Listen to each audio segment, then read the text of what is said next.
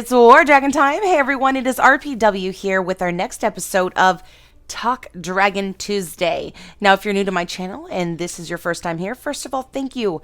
You are more than welcome to stick around because every Talk Dragon Tuesday, that is a video I pretty much religiously post every single week, will be a place that you can not only get all the news and information you need to know for the week for War Dragons, but is a great place for you to enter for a chance to win a $20 in-game pack every week. Now, this week is going to be the Fortification, which this entire video is going to be based around this week, is the Fortification and building up. Now, let's go ahead and jump in this video like completely backwards compared to usual and go ahead and do our drawing for last week's giveaway. So last week I asked everybody, let me know what your plan is. What first prize are you planning to go on in this new season?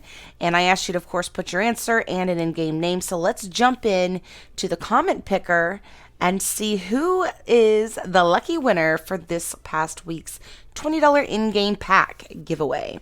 So I've already put in the information for the video of last week. And like I said, I asked everybody to put their in-game name and then, of course, let me know what they were going for first.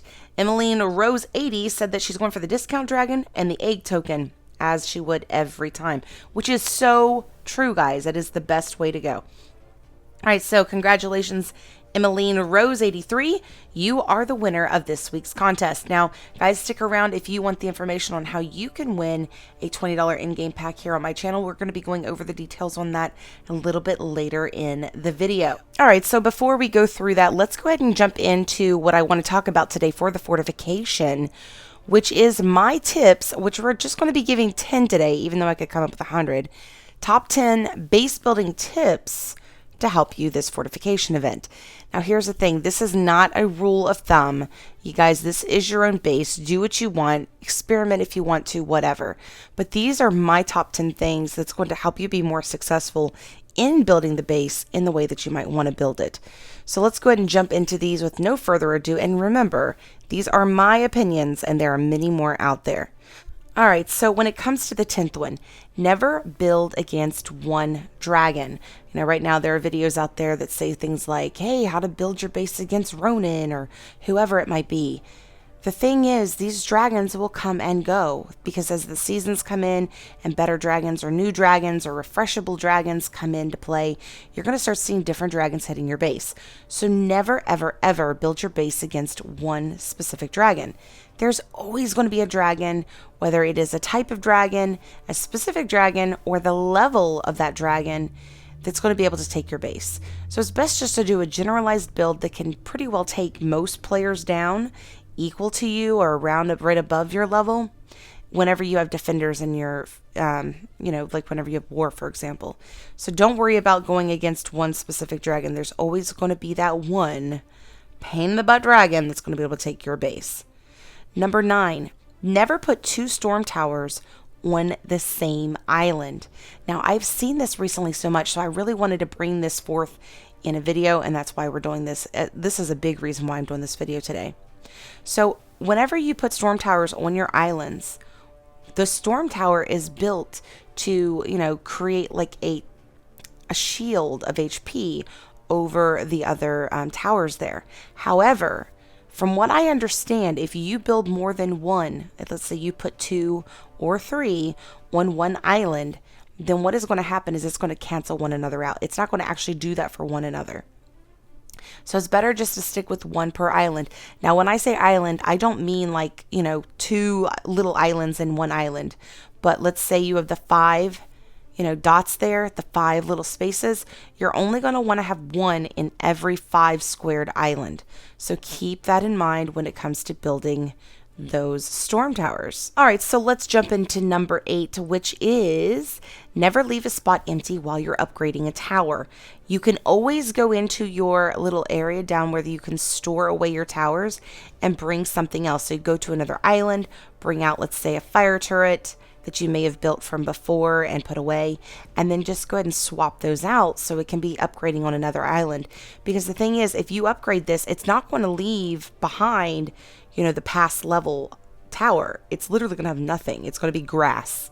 So you might as well put something there in order to help boost that up. Now, when it comes to number 7, Never use computer bases such as the Black Bloods or invaders, or even things like, XP or farm bases as a guide when setting up your own base. Now, I wouldn't even think I'd have to even mention this, but I've noticed a lot of ballistas and stuff out there, things that kind of make me think of invader bases, so I wanted to point that out there.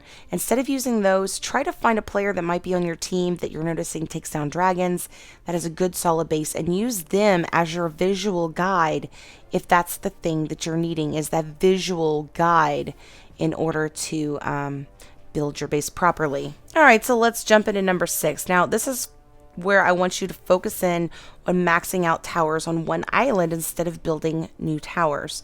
So I know that is one of those things that's very difficult because you might have, for example, a hard time getting the lumber.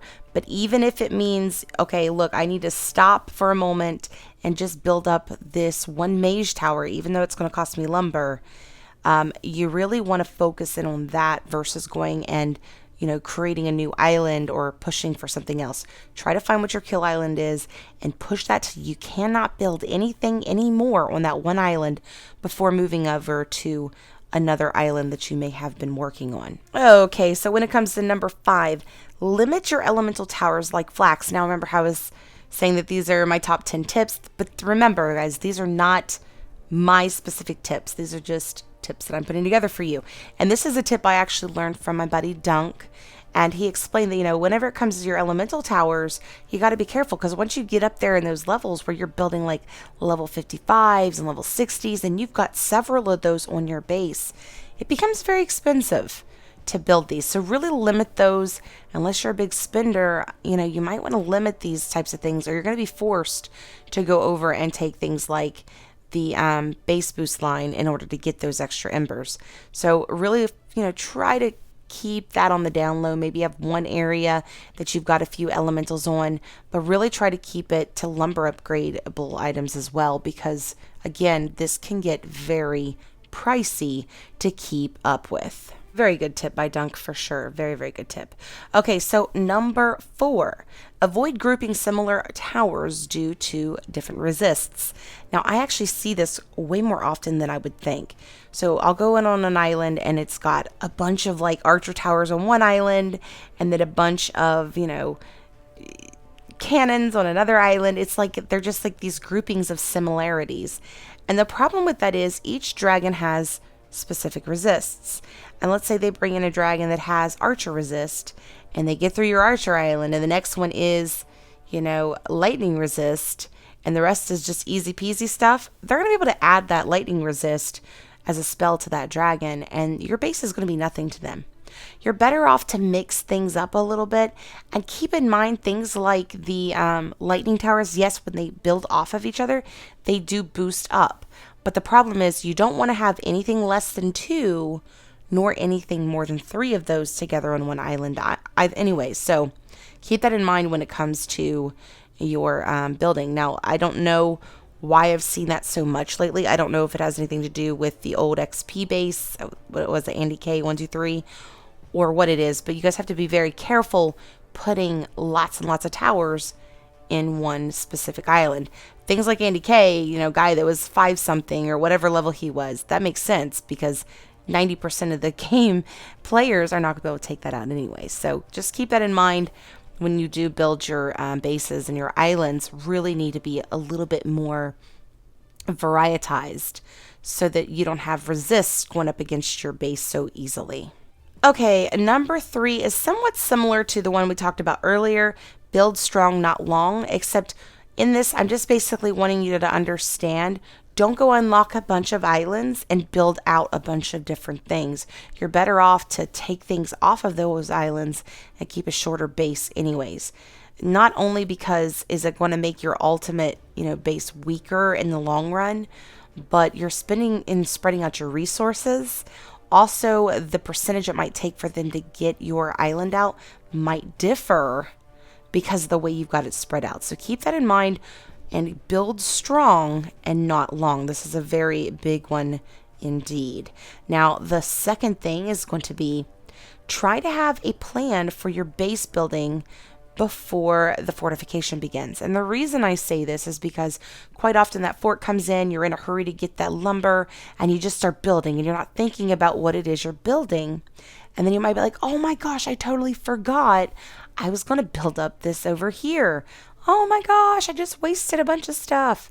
So you're better off to get a piece of paper and a pen out and write out what you're wanting to do. You can use base building plan guides out there, or you could just sit and talk with another player on your team that may know how to build bases, for example, and really come up with a plan on what you should be doing whenever this event begins.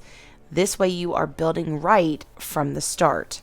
So that is a big one. Have a plan in place. Okay, so the number one thing here has been driving me crazy these past few weeks. So I'm glad the fort is here so I can tell you guys. Keep your farms towards the back, okay? Because, all right, if you have, let's say, a short base, and I come in after your base, and you've got 6 towers on the back Long Island, or not 6, how many would it be? 10, regular towers along the back, and then the next island, which is the little island, just has these guys, little farms. And then you have like a mage drain island for your long one. By the time I get through your farms, I'm done with your base. I've hit 70%. There's no reason to continue.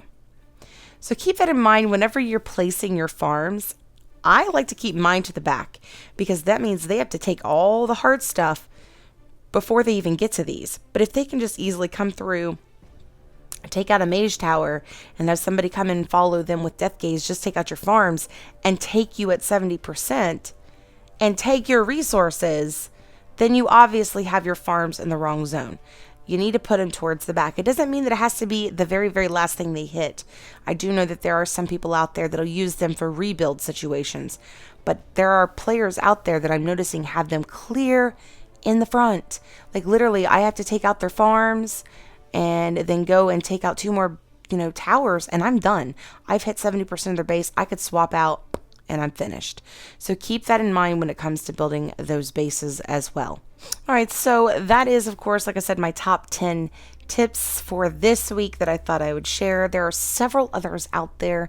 There are several different tips and ideas and questions I'm sure you might have. So let's go ahead and utilize that as our theme for this week's giveaway.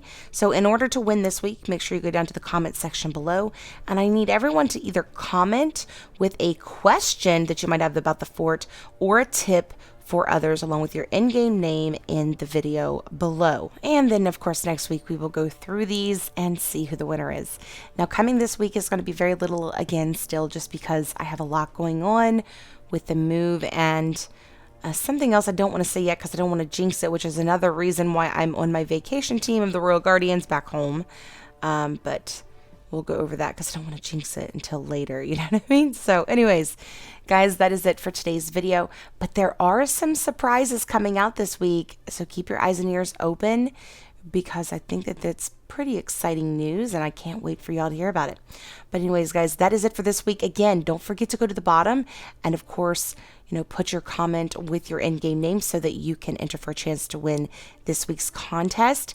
And of course, don't forget, if you have not already subscribed, to hit that subscribe button and hit that bell so that you don't miss out on future videos. And guys, don't forget to, of course, share this video with anybody else on your team that might need a few little pointers for this fortification. Anyways, guys, until next time, happy hunting.